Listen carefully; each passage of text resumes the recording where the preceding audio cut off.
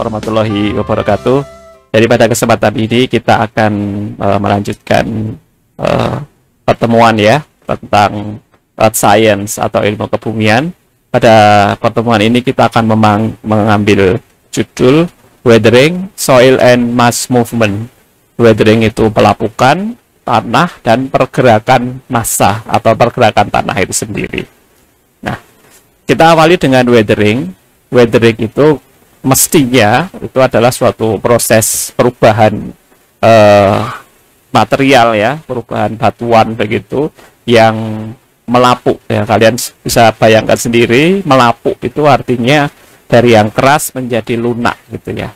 Nah, di sini yang paling berperan penting itu adalah pelapukan mekanik ya, atau mechanical weathering ya. Disebut sebagai mechanical weathering. Pelapukan mekanik itu terjadi ketika gaya itu akan memecah batuan menjadi bagian yang lebih kecil tanpa mengubah komposisi mineral dari batuan itu sendiri. Itu disebut sebagai pelapukan mekanik ya. Jadi di sini sebagian besar pelapukan terjadi karena mekanik itu tadi. Jadi peristiwanya yaitu tadi batuan dibagi atau terpecah menjadi ukuran-ukuran yang lebih kecil. Secara alami ada 3 proses ya secara fisika yang menyebabkan pelapukan. Yang pertama ini di dalam keilmuan geologi luar negeri ya, atau yang daerahnya itu di subtropis begitu. Ini adalah frost wedging, kemudian unloading, kemudian biological activity. Ya, nanti kita bahas belakangan apa itu ketiganya ya. Jadi ada akibat dari es gitu ya, kemudian penghilangan beban dan aktivitas biologi. Nah, jadi intinya pelapukan mekanik itu akan menyebabkan luas permukaan dari bidang yang terlapukan itu menjadi lebih besar. Karena luas permukaan bidang menjadi lebih besar, maka akan semakin besar kemungkinan media di sini akan memiliki kontak dengan media yang lain ya. Sebagai contohnya saja, untuk kubus segede gini ya, itu ada sisinya ada 6 ya, berarti ada 6 permukaan. Tapi kalau kubus tadi itu saya paruh menjadi 2 di sini dan paruh menjadi 2 di sini, maka akan ada 8, maka permukaannya akan menjadi lebih luas. Demikian pula kalau saya paruh menjadi lebih kecil lagi, maka luas permukaan untuk tiap-tiap blok ini akan menjadi jauh lebih luas. Sehingga menyebabkan karena semakin luasnya bidang kontak ya antara batuan dengan sifat fisika yang lain, dengan udara katakanlah atau dengan air katakanlah, maka akan menyebabkan pelapukan menjadi semakin cepat gitu ya. Nah, kemudian tadi sudah ditunjukkan tentang mechanical weathering ya. Yang pertama tadi adalah frost wedging. Nah, frost wedging ini secara mekanik itu adalah pecahnya batuan yang disebabkan oleh semakin besarnya volume air ketika dia berada pada tahap es ya. Jadi kalau air pada suhu es itu dia akan memiliki volume yang lebih besar daripada air. Sehingga ketika air itu masuk ke dalam pori-pori batuan, kemudian dalam pori-pori batuan tadi mengalami pendinginan atau suhu musim dingin begitu ya, maka pori tadi akan mengalami tekanan yang lebih besar karena air yang ada di dalamnya tadi menjadi es dan kemudian mengembang sehingga bisa memecahkan batuan itu tadi. Ya. Jadi kemudian bagian dari batuan yang terpecahkan tadi itu bisa menjadi ukurannya sangat gede gitu ya, menjadi besar begitu, yang disebut sebagai talus. Ya, sebagai talus yang bisa dikatakan bentuk dasar dari batuan yang terjal begitu ya. Itu karena talus. Jadi kenapa kok batuan yang keras itu biasa terjadi terjal, itu karena talus ini. Contohnya semacam ini ya. Jadi pola-pola itu tadi itu bisa memecah batuan dalam ukuran yang besar begitu ya, menjadi 2 bagian atau 3 bagian tapi ukurannya besar. Ini disebut sebagai talus ya. Kemudian yang kedua adalah unloading atau penghilangan beban. Unloading itu artinya itu tekanan yang ada di dalam batuan itu akan berkurang ya, akan berkurang. Mungkin karena dia naik ke atas atau terkena tektonik begitu ya, atau beban di atasnya hilang, sehingga dia akan pembebanannya akan menghilang. Sebagai contohnya misalkan saja di batuan beku ini itu ketika bebannya menjadi hilang, dia akan mengalami ekspansi atau mengalami apa namanya, kayak melendung begitu ya. Sehingga bagian sisi luar dari batuan tadi itu pecah di dalam bentuk pelapisan-pelapisan yang disebut sebagai eksfoliasi. Kalian pernah mendengar istilah foliasi ya, foliasi atau kecenderungan mineral yang membentuk perlapisan. Nah, itu ketika beban dari batuan beku tadi itu dihilangkan, maka akan terbentuk eksfoliasi. Oke ya. Kemudian yang ketiga adalah aktivitas biologi. Ya, aktivitas dari organisme termasuk tanaman, binatang yang apa namanya membuat lubang-lubang begitu, atau manusia juga dapat menyebabkan pelapukan mekanik. Ini contohnya itu penghilangan beban dan eksfoliasi dari batuan beku. Jadi kalau kita punya batuan beku, igneous rock gitu ya, dari yang di dalam gitu, kemudian dia muncul ke permukaan, maka akan ada apa namanya pelapukan di bagian sisi atasnya ya, di bagian sisi atasnya yang akan membentuk pola-pola foliasi tergantung dari mineralnya. Ini juga contoh misalkan saja pengaruh dari aktivitas biologi yang menyebabkan pelapukan di dalam batuan. Oke ya. Oke, kemudian selanjutnya adalah chemical weathering atau pelamukan kimiawi. Pelamukan kimiawi ini didefinisikan sebagai perubahan batuan menjadi bentuk baru. Secara kimia itu menjadi bentuk baru. Ya. Bukan menjadi batuan sebelumnya, tetapi bentuk baru. Tidak hanya dipecah, tetapi secara kimia dia berubah menjadi bentuk baru. Oke, yang pertama misalkan saja chemical weathering of granite ya. Jadi apa namanya, pelapukan kimiawi dari granit. Ya, tentu saja di granit itu ada potasium feldspar yang nanti akan berubah menjadi mineral lempung, berubah menjadi potasium bikarbonat dan berubah menjadi silika. Oke. Kuarsa di dalam granit masih tetap. Misalkan semacam itu. Dan ini contohnya pelapukan mineral-mineral silikat itu akan menghasilkan iron oxide ya, oksida besi dan mineral lempung. Ya. Kemudian pelapukan kimiawi ini juga kadang-kadang membentuk spheroidal weathering ya, atau pelapukan membola. Jadi bentuk hasil pelapukannya itu seperti membola. Nah, ya apa namanya, pelapukan membola. Kemudian ini adalah laju dari pelapukan ya, laju dari pelapukan atau kecepatan pelapukan. Ada faktor-faktor lain yang menyebabkan laju pelapukan. Di antaranya adalah karakteristik dari batuan. Tentu saja ini dipengaruhi oleh komposisi mineral dan kemampuan air untuk menginjeksinya. Oke ya, jadi yang pertama itu karena komposisi mineralnya dan kemampuan air untuk masuk ke dalamnya.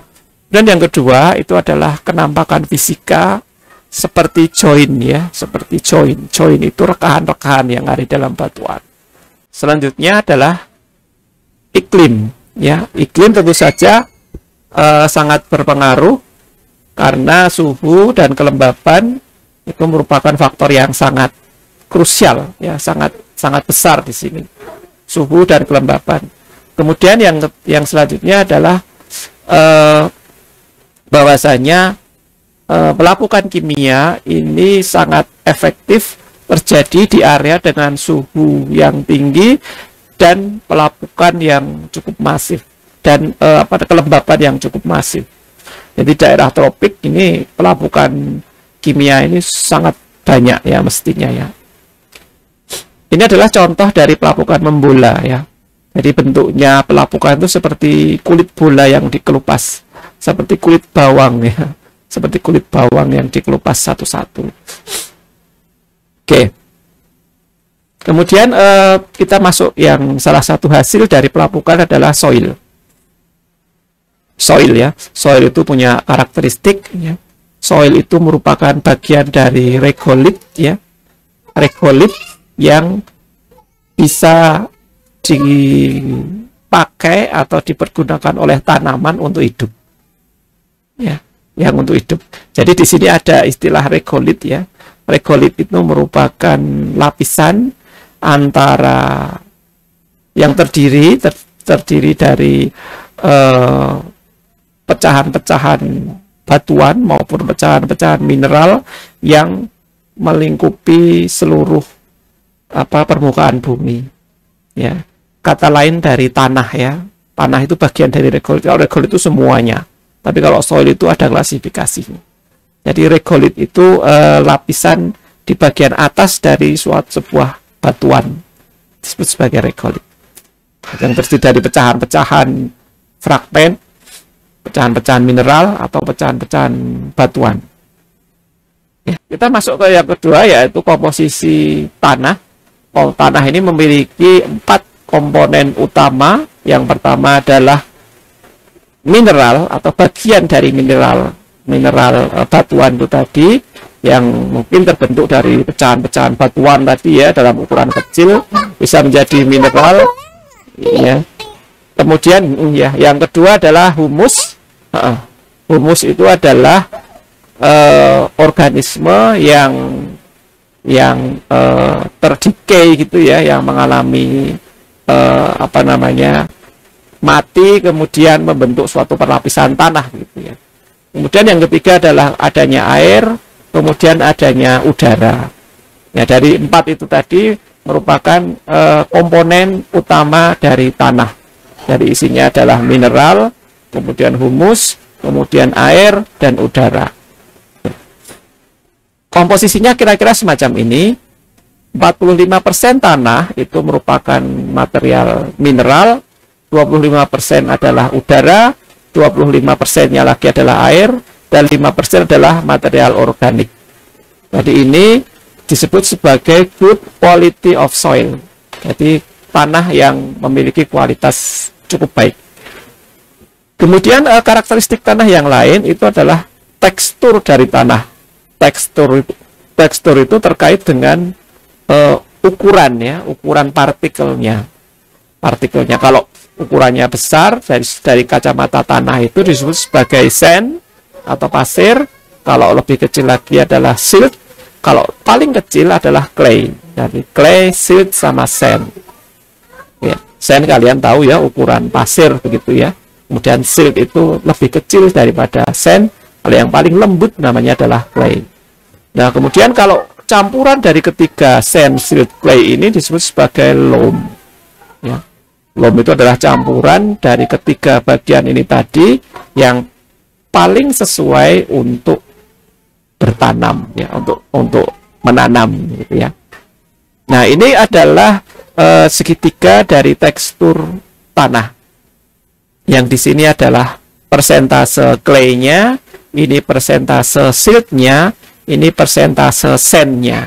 Jadi misalkan saya punya tanah yang sand-nya itu 30%, silt-nya itu juga 30%, sisanya adalah clay atau clay-nya itu adalah 40%, maka kita bisa dapatkan di sini ini ya.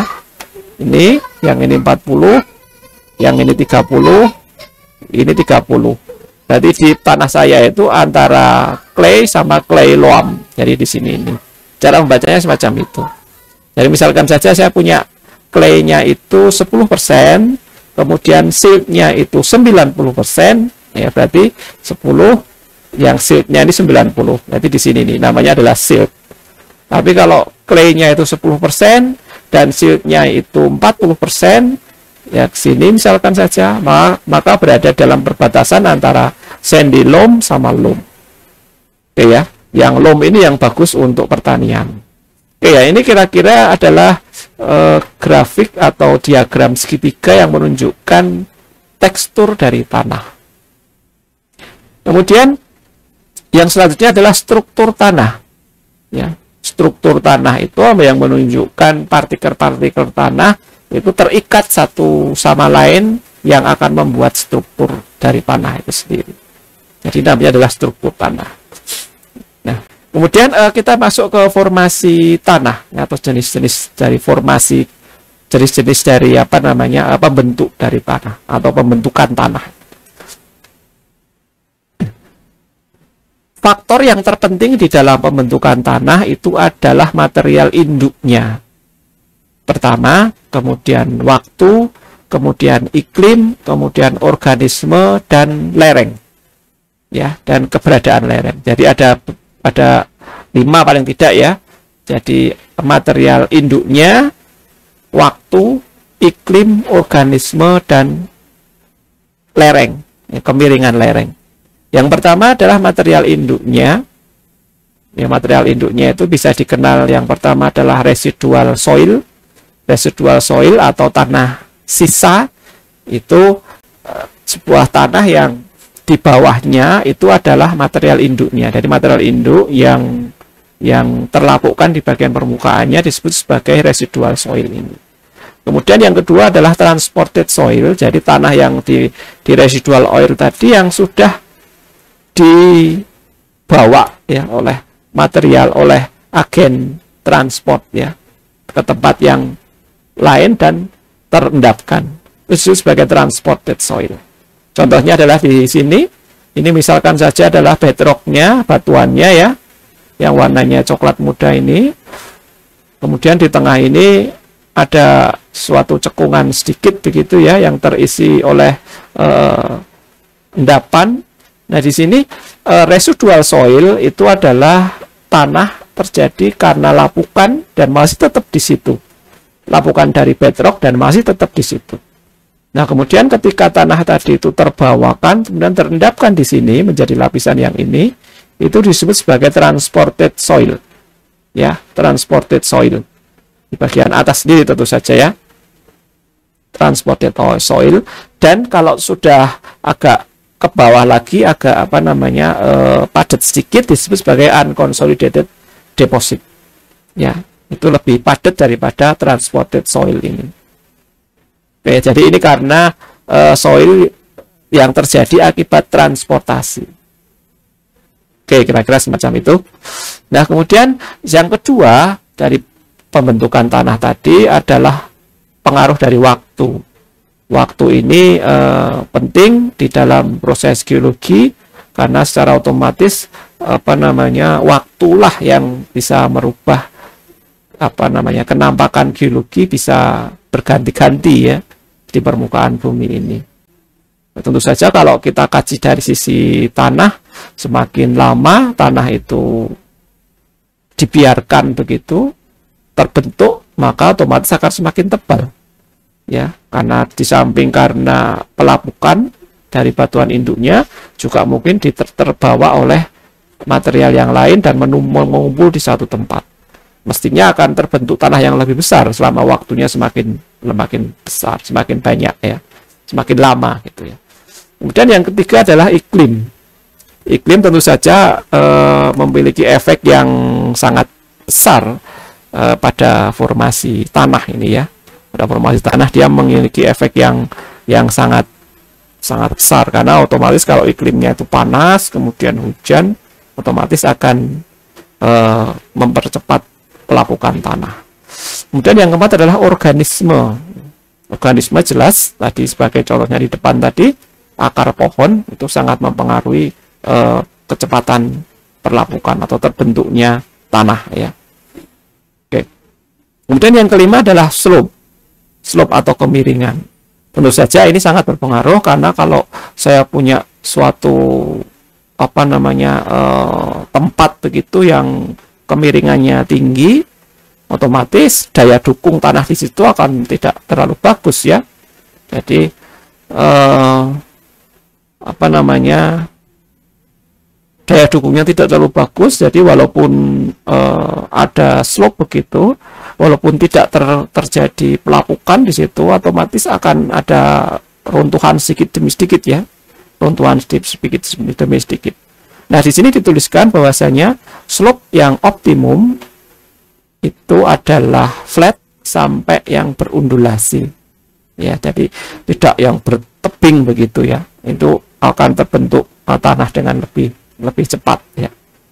Karena yang tebing itu relatif apa namanya, kering mungkin ya. Tapi kalau longsor ya otomatis langsung semuanya menjadi tanah.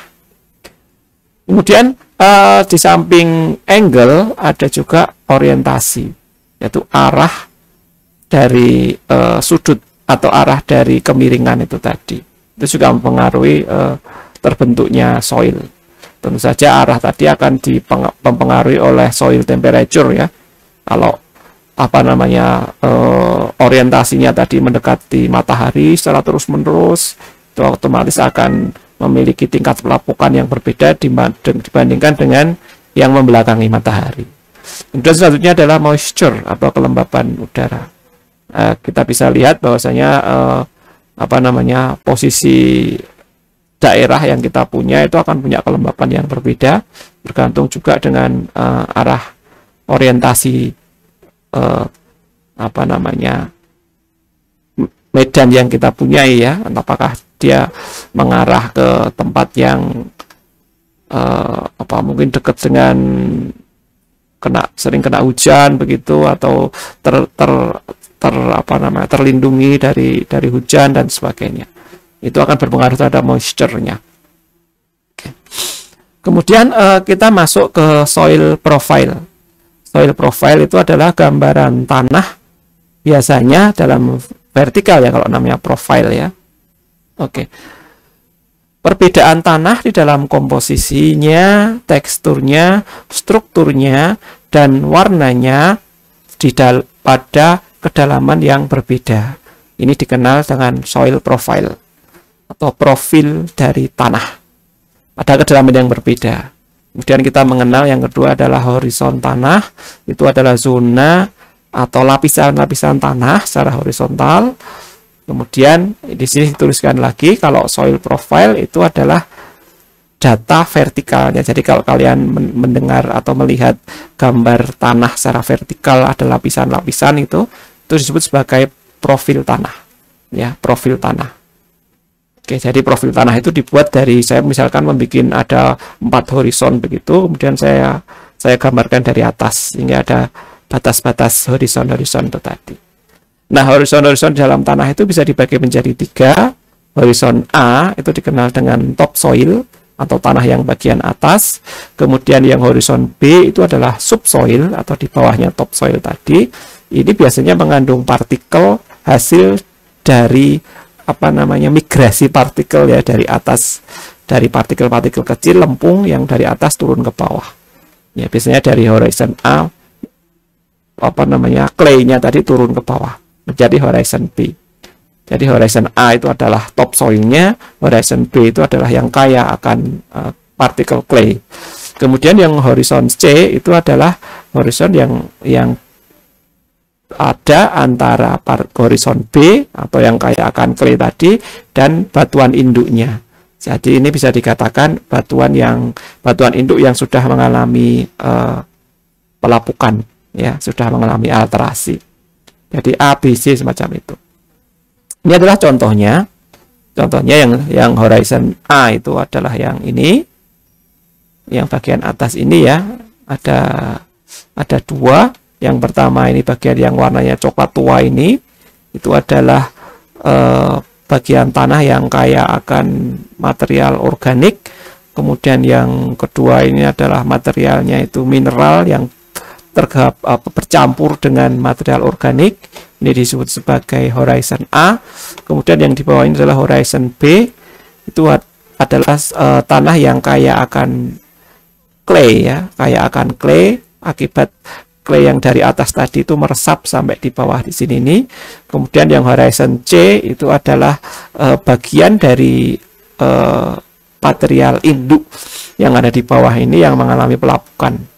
Ya, mengalami pelapukan tetapi masih belum terinfiltrasi oleh clay. Ya, jadi ada A, B, dan C. Kemudian ada D ini ya, material asli atau bedrocknya. Nah, ini adalah contohnya. Jadi ini adalah bedrocknya. Kemudian ini material yang yang pelapukan dari bedrock ini tadi membentuk konglomerat ini ya. Dan di atasnya adalah horizon B yang kaya akan lempung, dan di atasnya adalah topsoil atau horizon A. Kira-kira semacam itu. Kemudian tipe-tipe dari tanah. Tipe-tipe dari tanah itu secara umum ada 3, yaitu pedalver, pedokal, dan laterit. Pedalver, pedokal, dan laterit. Pedalver itu adalah tipe tanah atau jenis tanah yang biasanya terjadi di vegetasi hutan dan kaya akan oksida besi dan lempung aluminium. Ya, jadi di horizon B-nya itu kaya akan oksida besi dan lempung aluminium. Ini disebut sebagai pedalver. Kemudian yang kedua adalah pedokal. Pedokal itu adalah tipe tanah yang kaya kalsium karbonat. Kalsium karbonat ini biasanya terjadi pada daerah permukaan yang padang rumput ya, yang lebih kering, padang rumput yang kering, disebut sebagai pedokal. Kemudian yang ketiga adalah laterit. Laterit itu adalah tipe tanah atau jenis tanah yang terjadi pada daerah dengan iklim tropis ya. Jadi panas, basah, dan iklimnya adalah tropis. Jadi hampir semua tanah di Indonesia adalah tanah laterit. Ya, tanah laterit. Kemudian kalau beberapa tanah di daerah subtropis itu ada yang pedokal, terutama di daerah savana begitu ya, padang gurun, padang rumput. Kemudian yang ini adalah pedalver, itu adalah tanah-tanah yang terjadi pada hutan yang subtropis biasanya. Oke. Jadi hampir semua tanah di Indonesia itu adalah laterit. Kemudian kita masuk ke peristiwa yang terjadi di tanah, yaitu erosi tanah. Seperti kita ketahui bahwasanya air itu akan mengerosi tanah, ya, akan mengerosi tanah. Sehingga kalau kita bilang erosi yang terjadi dalam tanah itu biasanya salah satu penyebabnya adalah air, penyebab utamanya. Tentu saja ada angin ya, angin bisa, tetapi tidak sebanyak air. Ya. Nah, di sini kita bisa ditunjukkan laju dari erosi, ya, laju dari erosi, otomatis erosi akan semakin banyak jika terdapat kegiatan atau aktivitas baik alam maupun non alam yang mempengaruhi daya dukung tanah di situ itu tadi. Ya. Jadi ini contohnya adalah human activity atau aktivitas manusia, itu bisa menghilangkan vegetasi atau tumbuh-tumbuhan yang ada di atas permukaan tanah untuk bertani mungkin, atau menambang, konstruksi dan sebagainya, itu akan mempercepat erosi. Ya. Biasanya kalau walaupun secara alami itu tanah itu tererosi, tetapi akan lebih cepat erosinya kalau ada penggunaan lahan yang tidak sesuai begitu ya.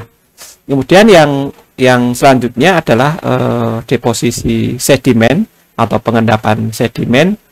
Pengendapan sedimen itu otomatis kalau tanah itu tadi akan tererosi, dia akan bergerak dan ia akan mengendap di tempat yang lain, yang disebut sebagai reservoir ini ya.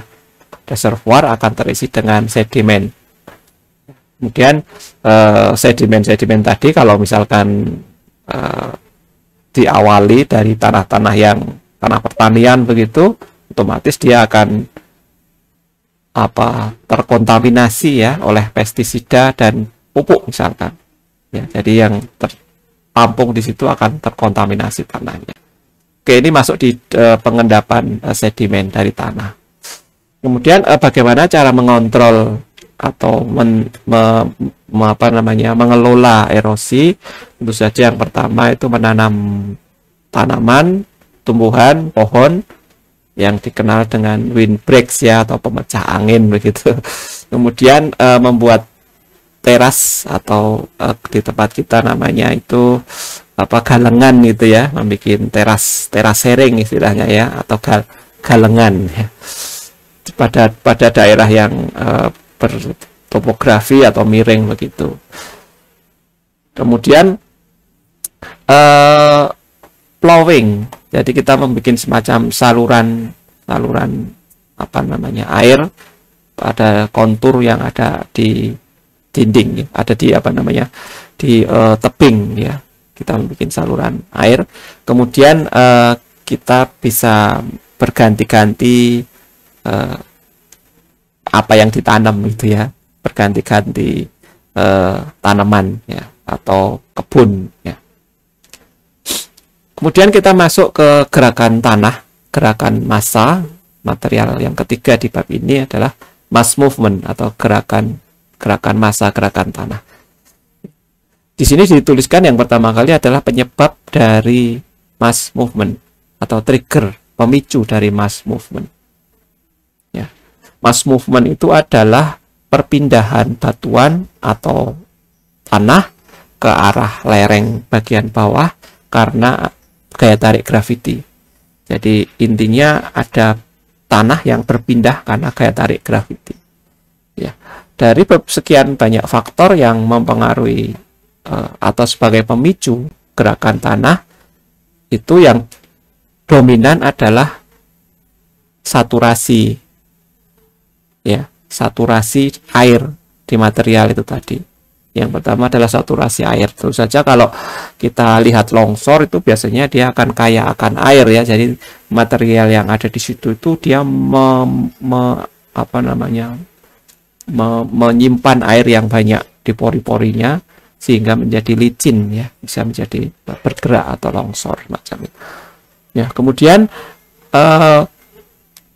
semakin tinggi lerengnya ya otomatis akan makin mudah longsor ya. Kemudian vegetasi di lereng tadi dihilangkan, otomatis akar-akar pohon yang sebelumnya itu menjaga tanah di atas itu bisa longsor. Kemudian selanjutnya adalah gempa bumi. Gempa bumi juga bisa menjadi penyebab mass movement ya, atau gerakan tanah. Oke. Nah, kemudian tipe dari mass movement ini berangkat dari kajian geologi, itu biasa membedakan gerakan massa atau gerakan tanah ini tergantung atau berdasarkan material apa yang bergerak, kemudian bagaimana dia bergerak dan kecepatan dari gerakannya. Jadi ada 3 ya, material apa yang bergerak, kemudian bagaimana dia bergerak dan kecepatan dari gerakannya. Yang pertama adalah rock falls atau jatuhan batu begitu ya. Rock fall itu adalah suatu peristiwa mass movement yang terjadi ketika batuan atau pecahan-pecahan batuan itu jatuh bebas dari atas ya. Jatuh bebas. Jadi ada yang gelundung kemudian jatuh. Jadi di lereng biasanya di tebing begitu ya. Itu ada rock fall. Jadi batuannya itu gelundung kemudian jatuh ya, fall freely. Kemudian yang kedua tipenya adalah slide atau bergeser pada yang disebut sebagai slide ini, material itu tiba-tiba bergerak sepanjang bidang yang mendatar, yang bidang lurus ya, yang miring begitu, pada permukaan yang miring ya. Dia material tadi dalam bentuk blok itu tiba-tiba merosot begitu ya. Oke, jadi slide yang terkandung juga batuan induknya atau bedrocknya itu ikut turun disebut sebagai rock slide. Jadi ada material yang besar dalam bentuk blok begitu turun bersama-sama. itu disebut sebagai slide ya. Kemudian slam itu adalah pergerakan tanah ke arah bawah, tapi melalui sebuah permukaan yang membentuk kurva begitu ya, sebentar dari serut begitu ya. Jadi sebagian besar longsor kalau di tempat kita itu adalah yang slam ini. Jadi benar-benar suatu dari bukit begitu yang longsor membentuk suatu pola longsor begitu ya. Kalau slide itu biasanya tebing dia patah pada arah laminasinya ya, pada arah bidang yang paling lemah ya, bidang laminasinya tadi ada crack di situ, kemudian longsor secara bersama-sama. Ini adalah contoh dari slam yang sering terjadi di tempat kita. Jadi ada tanah longsor di dinding di bukit, suatu bukit itu kemudian dia turun bersama-sama membentuk suatu bidang patahan begitu ya. Oke. Kemudian selanjutnya adalah flows atau aliran. Flows adalah pergerakan massa atau material yang kaya akan air. Jadi dominasinya adalah air sehingga lemak-lemak begitu. Flows itu seperti banjir lahar dingin itu ya, itu masuk flows ya, masuk flows. Jadi dominannya adalah air. Jadi seperti lumpur begitu ya. Ini dikenal ada mud flows atau banjir lumpur. Ini dia bergerak dengan sangat cepat dan dia bisa membawa campuran antara tanah, batuan dan air. Ya, yang secara bersama-sama bergerak dengan sangat cepat. Oke. Kemudian juga dikenal earth flows yang cukup lambat begitu ya, yang membawa material clay lebih banyak. Jadi semacam aliran begitu, tapi agak lambat begitu ya, bergulung-gulung agak lambat, disebut sebagai earth flows. Kemudian selanjutnya adalah creep ya. Creep ini atau rayapan ini adalah pergerakan tanah tapi pelan-pelan, pergerakan tanah pelan-pelan. Ordenya bisa berapa sentimeter per bulan begitu ya. Jadi pelan-pelan tiba-tiba itu pohon itu lama-lama semakin miring gitu. Ya, jadi pergerakan tanah atau regolith pada arah lereng. Ini cukup banyak di tempat kita ya. Jadi pelan-pelan begitu bergerak. Ini otomatis tidak bisa ditahan, memang biasanya dievakuasi orang-orang di situ karena adanya creep itu tadi. Karena ini sulit sekali ditahan. Ya, dia harus dibiarkan untuk longsor. Oke, ini contohnya sebuah creep itu ya. Sebuah creep, jadi contoh yang terjadi di subtropis ya. Jadi karena ada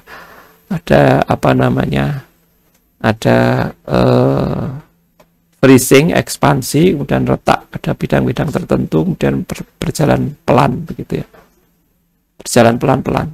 Kalau di tempat kita ya cukup banyak ya, contohnya di Banjarnegara dan sebagainya itu banyak sekali rayapan. Kira-kira semacam itu yang bisa saya tampilkan atau bisa saya sampaikan pada subbab ini. Oke, terima kasih. Assalamualaikum warahmatullahi wabarakatuh.